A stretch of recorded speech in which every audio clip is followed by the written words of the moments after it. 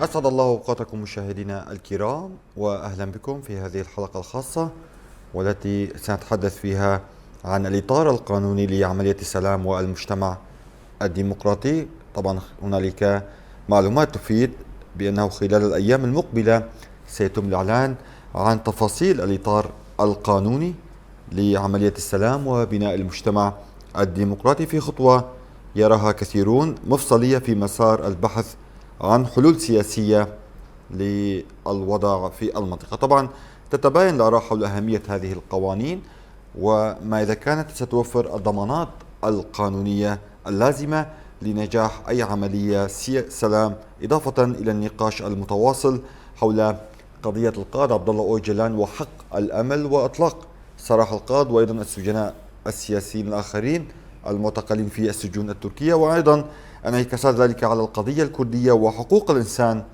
في تركيا والمنطقة. للحديث مشاهدين أكثر حول هذا الموضوع سيكون هنا معنا في الاستوديو الناشط الحقوقي السيد محمد أمين النعيمي. سيد محمد، مرحبا بك دائما على شاشة روجافا وضمن حلقتنا الخاصة. شكرا. أهلا وسهلا. بداية، كيف تقرؤون الإعلان المرتقب عن الإطار القانوني لعملية السلام والمجتمع الديمقراطي وأهميته؟ شكرا. طبعا هذا الموضوع هو في غاية الأهمية. الإطار القانوني المطلوب الإعلان عنه من جهة الدولة التركية قاب قوسين أو أدنى من نفاذ الدولة التركية الرسمية من العقوبات التي ستتعرض لها على الصعيد الرسمي، على صعيد المجتمع الدولي، لأن ما تم تقديمه من إفهام للدولة التركية ينحصر بجملة تسمى من حيث النتيجة بالمجمل يجب أن تؤدي إلى الإعلان عن إطار قانوني. طبعا يجب التأكيد من الدولة التركية بادئ ذي بدء وقبل أن تقدم على أي خطوة أن يتضمن هذا الإطار القانوني الإفراج، التعبير عن نية الإفراج الحقيقي، عن نية تحقيق الحرية الجسدية لريبر عبد الله أوجلان، لأن هذه العقدة القانونية في ذاتية الدولة التركية لجهة التشريع والقوانين هي في غاية الخطورة بالنسبة للدولة التركية. كما تعلمون المهلة ستنتهي في نهاية هذا الشهر، يونيو حزيران. طبعا بموجب القرار المؤقت الصادر برقم 264 المسمى بالقرار الصارم. القرار الصارم أي أن تفصح الدولة التركية عن عدد السجناء السياسيين، وأن تفصح عن أسباب عدم تنفيذها لحق الأمل، فضلا عن بيان الحالة السياسية، المسارات السياسية في الداخل التركي، وإلا ستتعرض الدولة التركية إلى عقوبات تبدأ من تجميد عضويتها في مجلس أوروبا، لأنها عضو في مجلس أوروبا وليس في الاتحاد الأوروبي أو مجلس الاتحاد الأوروبي. تبدأ بالعقوبات المقررة التي ستتعرض لها الدولة التركية، ستنال من الحياة الاقتصادية والسياسية والشخصية، بدءا من تجميد الأرصدة المالية ومنع السفر بالنسبة لعدد كبير من المسؤولين الرسميين، بدءا من رئيس الدولة ومرورا برئيس الحكومة ووزير الدفاع ورئيس هيئة الأركان ورئيس هيئة الاستخبارات أو الأمن القومي التركي، ما يسمى بالأمن القومي التركي، فضلا عن وزير العدل التركي الذي تم تعيينه مؤخرا في شباط 2026 أكين غورتلو.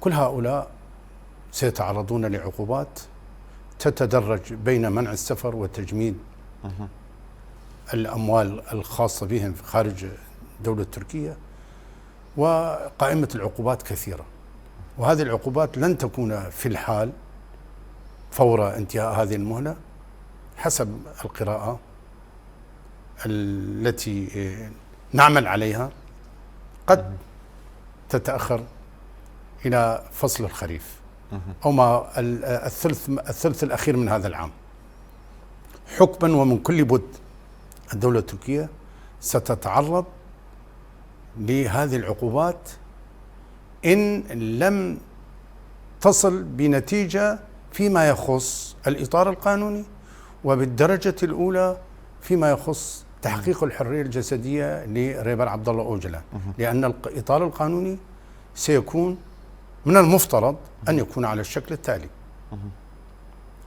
التراجع عن العقوبات المشددة، حكم المؤبد المشدد.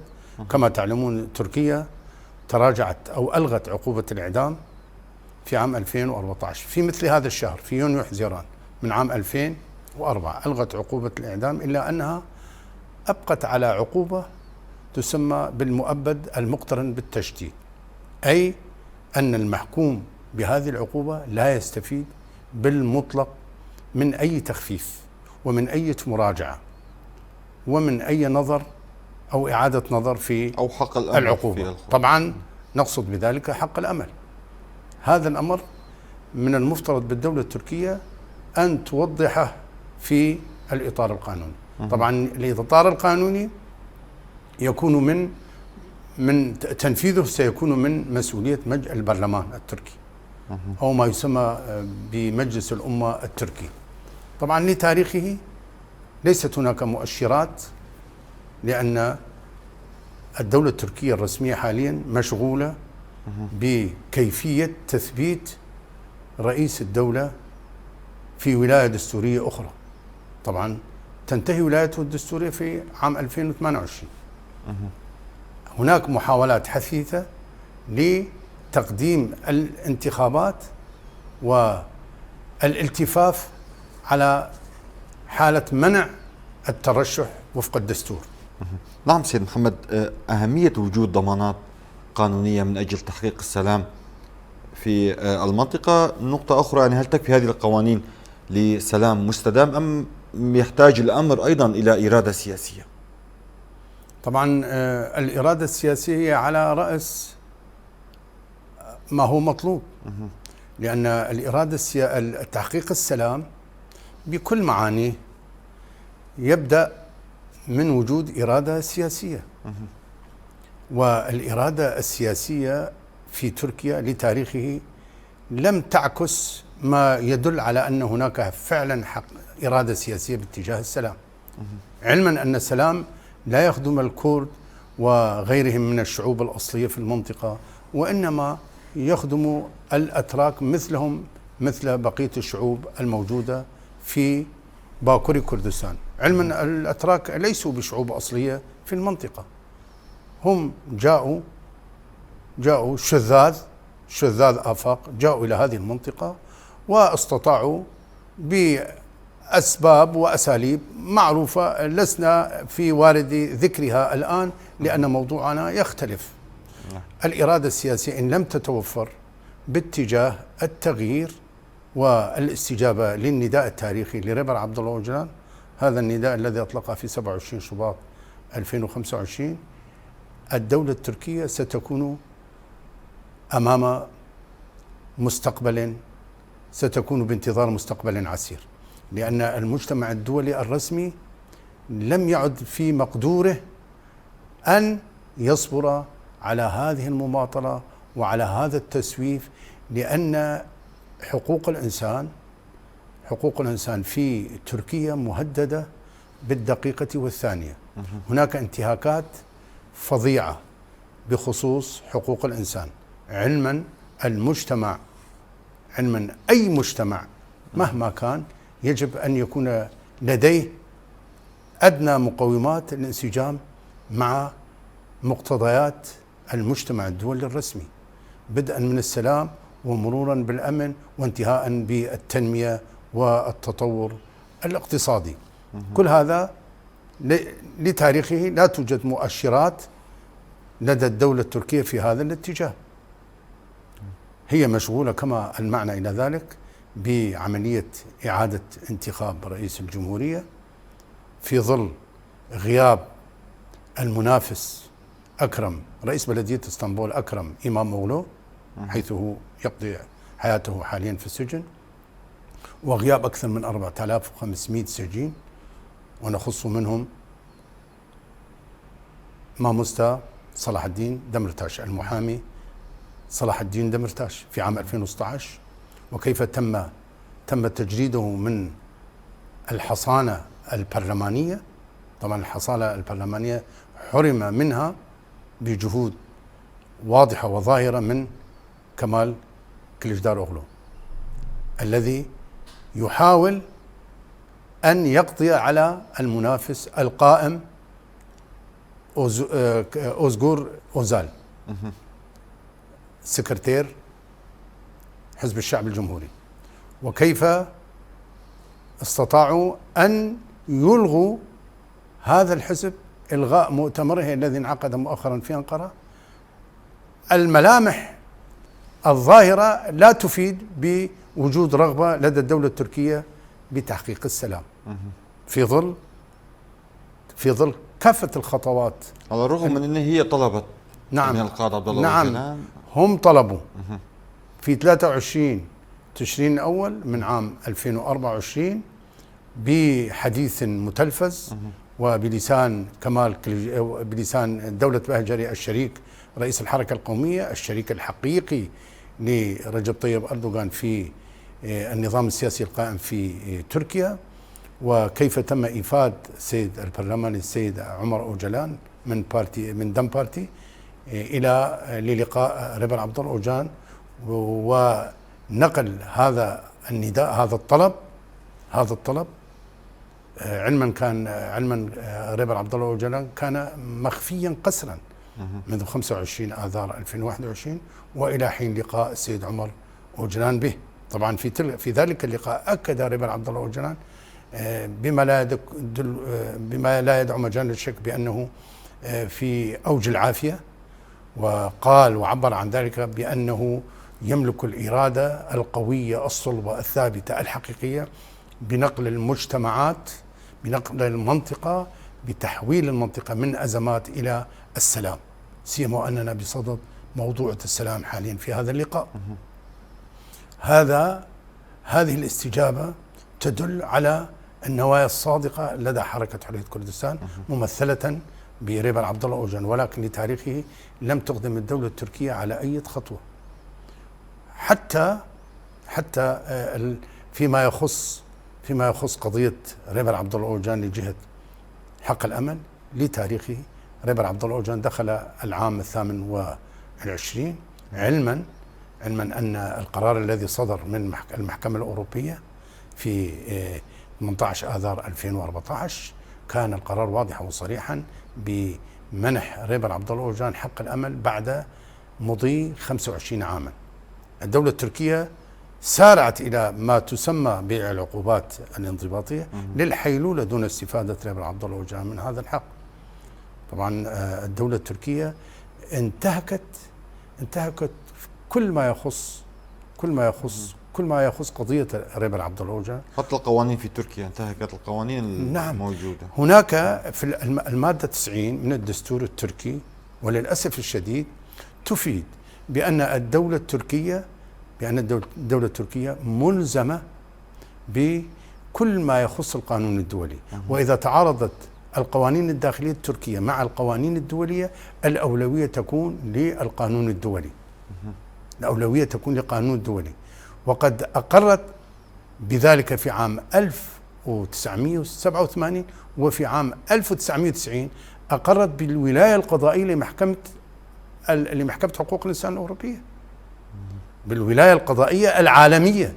يعني أقرت بأنه في عام 1987 بأن لكل مواطن يحمل الجنسية التركية من حقه أن يتقدم بشكوى مبتدأة مباشرة لدى محكمة حقوق الإنسان الأوروبية في ستراسبورغ. هذا قرار وتم تثبيته، والدولة التركية لم تلتزم بهذا لم تلتزم بهذا التعهد. هذا التعهد له حساباته بموازين القانون الدولي. أيضا أقرت بالولاية القضائية العالمية لمحكمة حقوق الإنسان الأوروبية. يعني هي حاليا إن لم تصدق في الممارسة الحقيقية فيما يخص الاستجابة لنداء ريبر عبد الله أوجلان. العضوية طبعا عضويتها في مجلس أوروبا،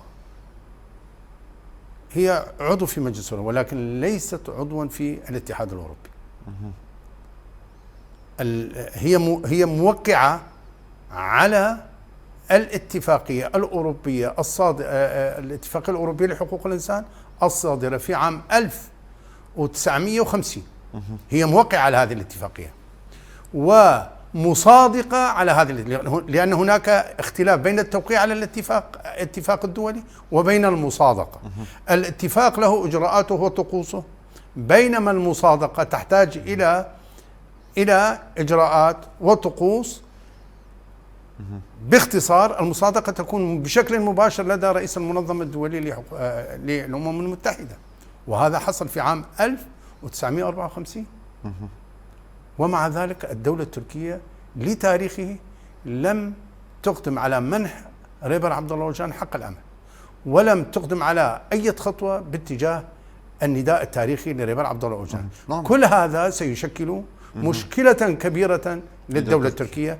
الدولة التركية تبحث عن ذرائع، بتقدير الشخصي تبحث عن ذرائع لتبرر لنفسها عدم الاستجابة للقانون الدولي، القرارات الأممية الدولية لنداء السلام.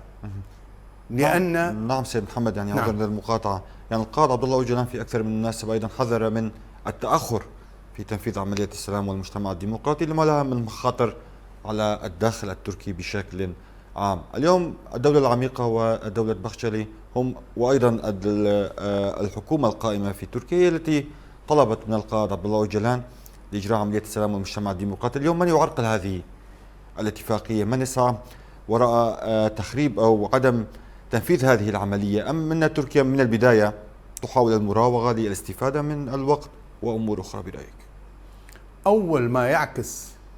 أول أمر يعكس سلبا على عملية السلام في باكوري كردستان وتركيا هو عدم الاستجابة لقرار منح ريبر عبد الله أوجلان حق الأمل. هذا الحق يعتمد على نصوص هي في غاية الأهمية القانونية. المادة الثالثة من الاتفاقية الأوروبية لحقوق الإنسان عام 1950. هذه المادة، فقه هذه المادة يتجلى في الآتي: لا يجوز أن يتعرض أي إنسان للتعذيب ولا لأي طريقة من طرق المقاربة السلبية التي تحط من الكرامة الإنسانية والتي تناهض الالتزام الأممي بالكرامة الإنسانية، وخاصة ما يتجلى في ميثاق الأمم المتحدة وفي الإعلان العالمي لحقوق الإنسان. التعذيب النفسي، الجسدي، العقلي، كل هذا يشكل أرضية لمنح حق الأمل. وقياسا على ذلك المادة الثانية من الإعلان العالمي لحقوق الإنسان والمادة الخامسة والسادسة من العهدين الدولي، العهد الدولي للحقوق المدنية والسياسية، ونقولها اجتهادا المادة السادسة أيضا، السادسة والسابعة من نظام روما الأساسي لمحكمة الجنايات الدولية المؤرخة 27 تموز 1998، والمادة السادسة من الاتفاقية العالمية المتعلقة بالإبادة الجماعية لعام 1948. وكذلك الأمر فيما يخص اتفاقية حظر جميع أنواع التعذيب لعام 1984. كل هذه الاتفاقيات، كل هذه النصوص القانونية الموجودة في هذه القوانين تشرعن لحق الأمل، ومع ذلك الدولة التركية لتاريخه لم تقدم على أي خطوة قانونية تفيد بأنها ملتزمة. لم تلتزم بالقرار، لم تلتزم القرار المباشر. هناك قرار بخصوص أمين قربان صدر في عام 2015. هناك ملفات كثيرة، لأن مجلس وزراء لجنة الوزراء في مجلس الاتحاد الأوروبي معنية بتطبيق كل القرارات الصادرة عن محكمة حقوق الإنسان الأوروبية. الموعد النهائي للدولة التركية هو نهاية هذا الشهر 30 حزيران، وبعدها تجف الأقلام وترفع الصحف. نحن لا نتشدق، نحن لا نهدد، ولكن هذه حقيقة. صدر تقرير من لجنة الوزراء الأوروبية التي اجتمعت بين 9 و10 و11 من هذا الشهر. في 17 طبعا هناك تحفظ، هناك حرص شديد على الوثائق المتعلقة بقضية القائد عبد الله أوجلان وكافة رفاقه الذين يقضون حياتهم في السجن لأسباب لا عن خلفية سياسية. طبعا القرارات الصادرة بحق الجميع ليس لها علاقة بالقانون سواء الداخلي أو الخارجي. محكمة أمن الدولة وأصدرت هذه القرارات، نحن لن نطيل في هذا الصدد. لجنة الوزراء الأوروبية عبرت عن قناعتها بخصوص كل ما تم تداوله في الاجتماع الذي دام من بين 9 إلى 11 من الشهر الجاري، وتقدمت بهذا التقرير إلى برلمان مجلس الأوروبي. لعلمكم الدولة التركية هي أيضا عضو في هذا البرلمان، برلمان مجلس. طبعا هذه العضوية أيضا هي معرضة للخطر، قاب قوسين أو أدنى من الانتهاء بنتيجة من هنا إلى غاية 20 آذار. طبعا وتكون النتيجة يعني الدولة التركية معرضة لأن تتم مقاضاة المسؤولين القائمين على هذه العملية بالمجمل، العملية القضائية، كلهم معرضون للمحاكمة لدى محكمة حقوق الإنسان الأوروبية. التقرير الذي صدر الذي تم تقديمه من لجنة الوزراء لمجلس الاتحاد الأوروبي كفيلة بأن يتم ذلك. حاليا الوقت يكاد أن ينتهي.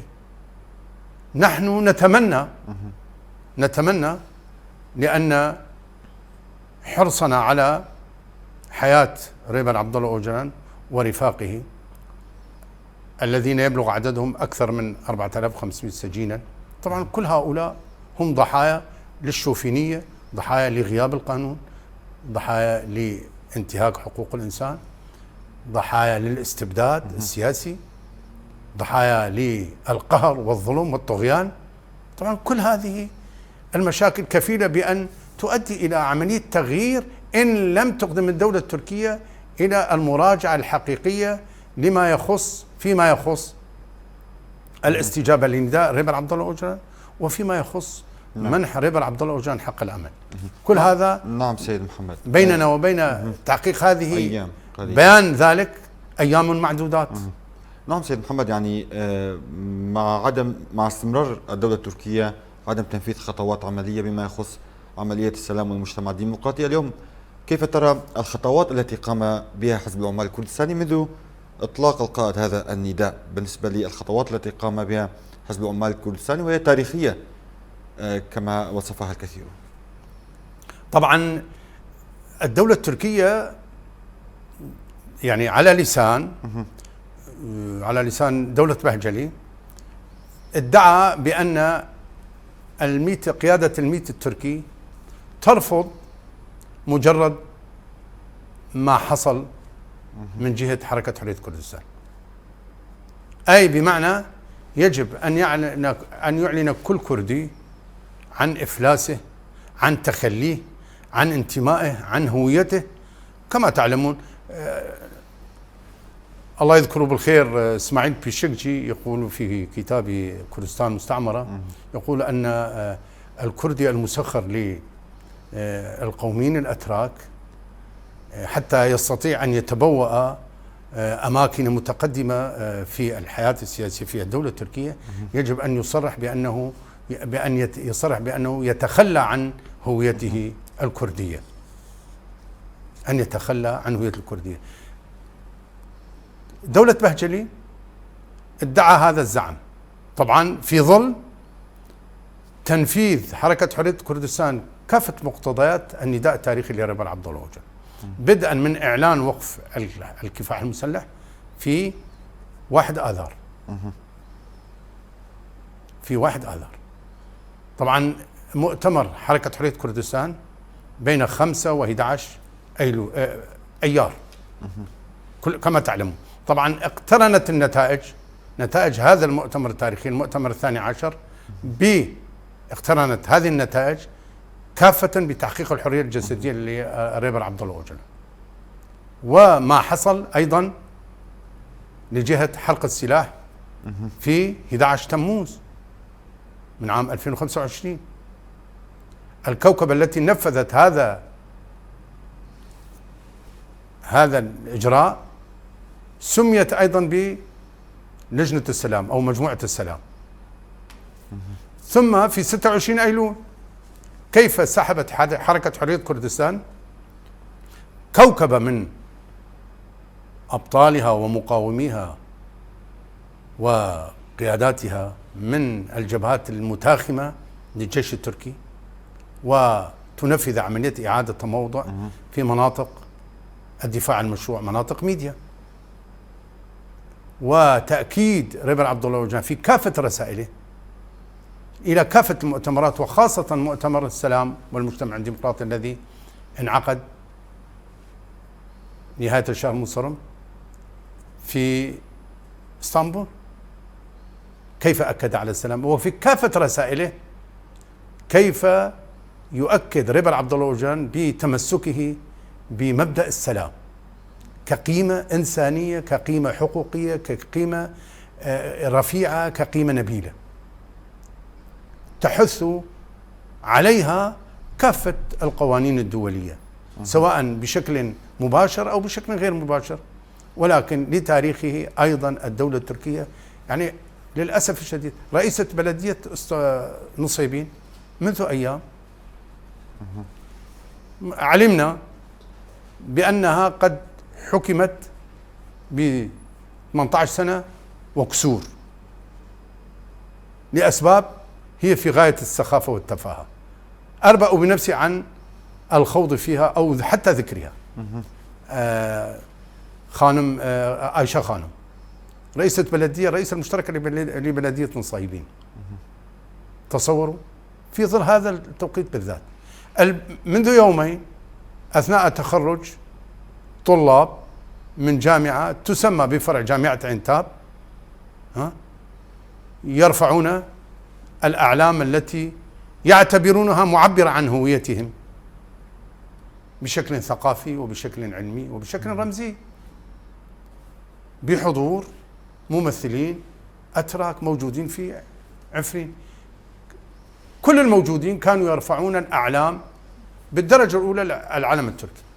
تم قمع هؤلاء الطلبة وتم نزع فرحهم بهذا التحصيل وبهذا التخرج إلى هذا المستوى. الحقوق في الداخل التركي معدومة فيما خلا الحقوق التي تقتضيها الهوية التركية، لأن الدولة التركية ملتزمة بالميثاق الملي.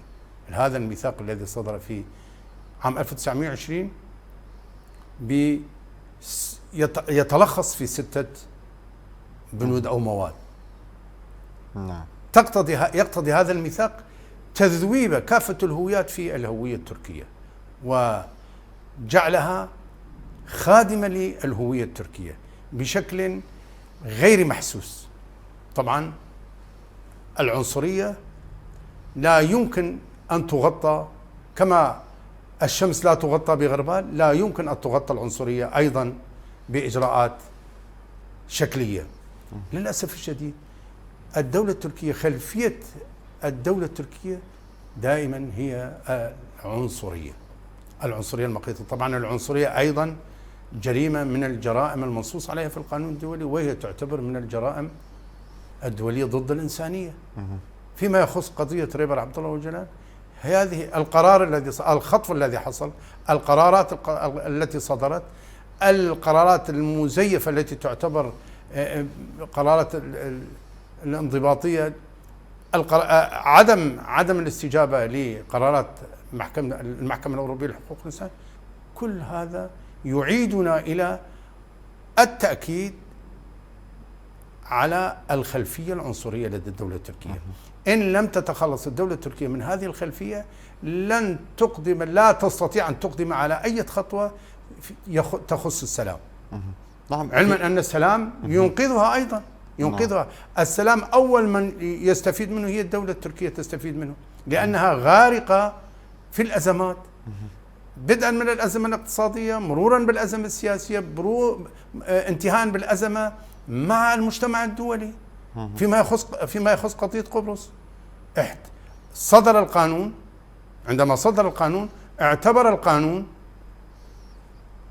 أن الدولة التركية دولة محتلة لقبرص، دولة محتلة لقبرص في عام 2005 صدر القرار، واعتبروا أن الانتهاكات التي حصلت في قبرص الشمالية بحق اليونانيين القبارصة اليونانيين هي انتهاك لحقوق الإنسان، ويجب أن يعوض هؤلاء من جهة الدولة التركية، فضلا عن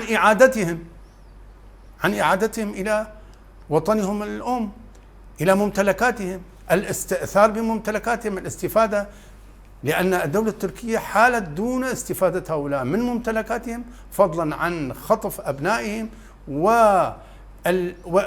وإخفائهم لتاريخه. طبعا كل هذا أيضا يشكل ثقلا كبيرا على كاهل الدولة التركية. كيف ستتخلص من وبال النتائج القانونية لقرارات محكمة حقوق الإنسان الأوروبية في ستراسبورغ؟ هذه كلها تشكل عبء على الدولة التركية، بالتزامن مع عبء ملف غوربان، ملف أمين غوربان طبعا، وبالدرجة الأولى ملف ريبر عبد الله أوجلان، وبالأخص لجهة حق الأمل. نعم سيد محمد، يعني في حال لم تتخذ تركيا خطوات عملية خلال الفترة المقبلة، خلال الأيام القادمة، إلى أين يتجه الوضع؟ إلى أين يتجه الأمور في تركيا في حال لم تلتزم تركيا بالخطوات الجدية والفعالة بما يخص عملية السلام والمجتمع الديمقراطي وأن إطلاق سراح القائد عبد الله أوجلان؟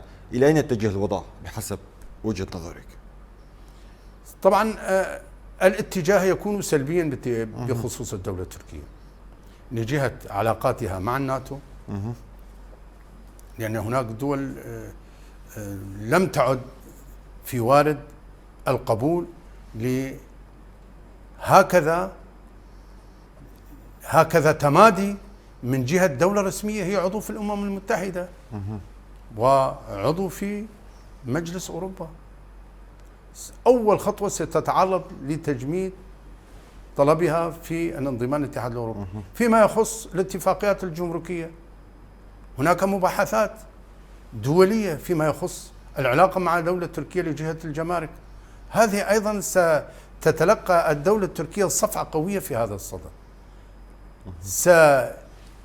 سينتهي الاقتصاد التركي في حال تناول الاتفاقات الجمركية مع تركيا.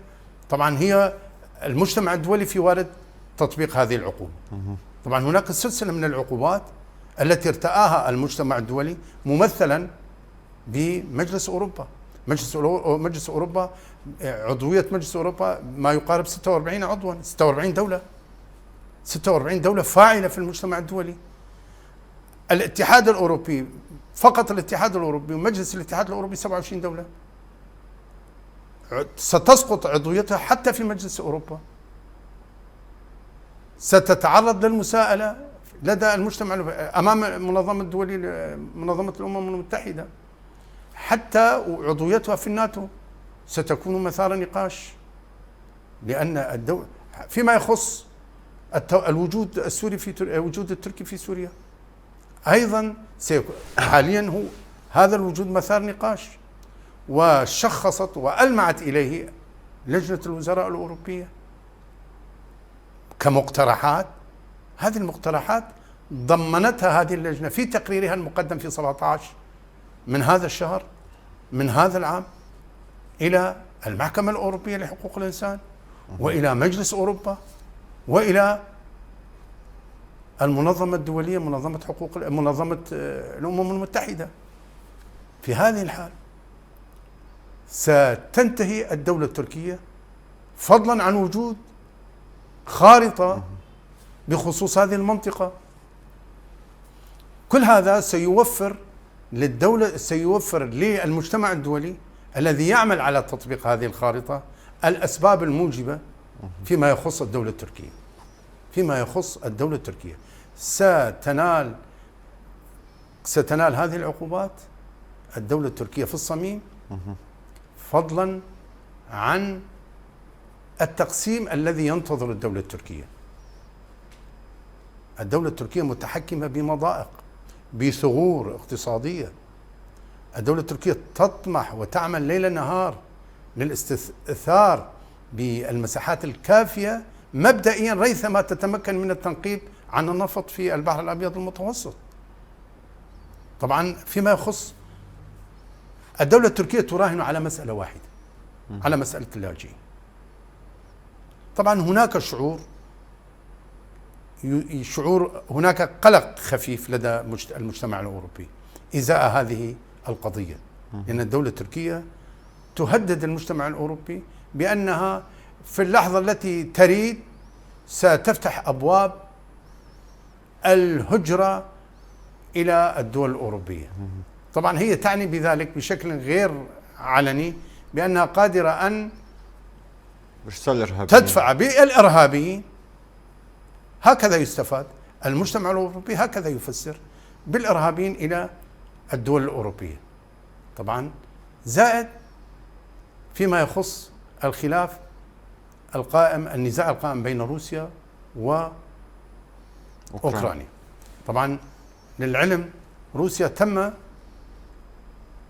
تم استبعادها من مجلس الأوروبي في عام 2000 إن لم تخني ذاكري، في عام 2022 تم فصلها من هذا المجلس. يعني كافة الدول الأوروبية هي عضو في هذا المجلس، مجلس أوروبا. أي خلل في الموقف التركي الرسمي لجهة القوانين الداخلية ولجهة المقاربة من النداء التاريخي لريبيري عبد الله أوجلان سيدفع بالدولة التركية إلى الخوض في هذه الأزمات أو إلى تلقي هذه اللكمات. هذه اللكمات ليست عادية، وإنما تعتبر من قبيل إنهاء هذا النظام والتحول الجذري في الدولة التركية، لأن المجتمع الدولي لن يبقى صامتا بعد 30 حزيران. وإذا ارتأت الدولة التركية ذلك فإن المصير الذي ينتظرها هو أسوأ من السيء. ونتمنى أن تتحقق الحرية الجسدية لريبيري عبد الله أوجلان حتى تكون عملية السلام متجهة بالاتجاه الصحيح، لأن ريبيري عبد الله أوجلان هو الوحيد الذي يملك مفاتيح السلام. إن استطاعوا إلى سبيل تحقيق هذه الحرية في القريب العاجل. نعم، انتهى وقت البرنامج. أشكرك جزيل الشكر السيد محمد أمين النعيمي الناشط الحقوقي على مجمل ما تفضلت به من معلومات وإيضاحات حول المسار القانوني لعملية السلام والمجتمع الديمقراطي. ولكم الشكر الأكثر. نتمنى لكم دوام التوفيق، الحرية الجسدية لريبيري عبد الله أوجلان، والحل السياسي للقضية الكردية في الأجزاء الأربعة من كردستان الكبرى. شكرا جزيلا لك. نعم مشاهدينا، والشكر موصول لكم على حسن المتابعة. دمتم بخير.